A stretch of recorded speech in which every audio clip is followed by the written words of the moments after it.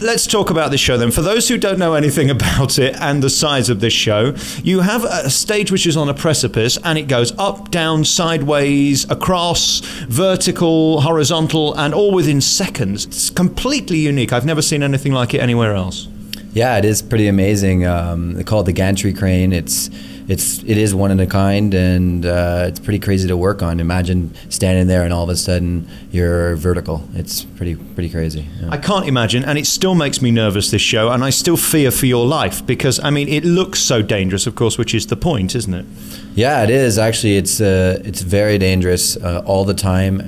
A lot of us have sleeping problems, especially myself. I went through probably 2 or 3 weeks of a special diet change and everything when I first arrived, and now that I'm here, it's pretty much just normal and par for the course, really. To tell people how big this production is impossible, because anything you've seen on Broadway or in the West End is not on this scale.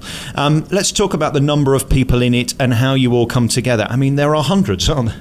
Well, yeah, I mean, I think there's 80 plus artists and twice as many technicians, and it really requires twice as many technicians. The show is so big, the stage is so big, everything is the biggest and the best kind of thing. But the one thing about it, which is something that always gets left behind, is that it's a very subtle show as well. The actors and the acrobats on the stage really dwarf the stage. They really make it look small, and you can really zone in onto the finer points, and that's what's different between another just giant show and one that's like this. This still has a small theater. Right, and you sit there in the audience just wondering what's going on backstage because it is so enormous again. And then I ask myself questions like, is there some massive airbag? Is there somebody catching you? Because you're falling from what seems like 35,000 feet and you get up and do it again 3 hours later. I mean, it's remarkable. Yeah, we use nets and airbags, of course. But yeah, the technicians, they're brilliant, you know. Without them, we couldn't do this show. Like, it's amazing what they do.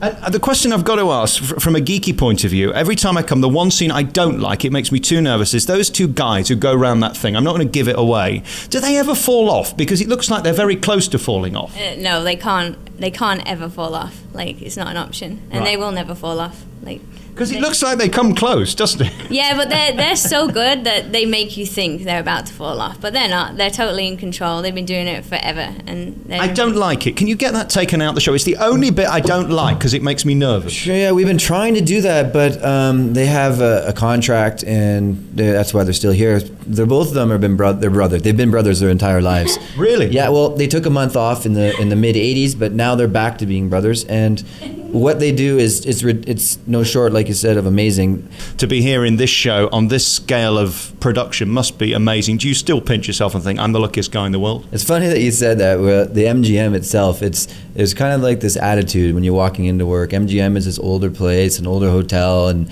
you walk in and you come into a badass show in a badass hotel. Yeah, it's every day. I mean, and at the end of the day, they applaud for when you go home. Like, when is the last time that happens, you know?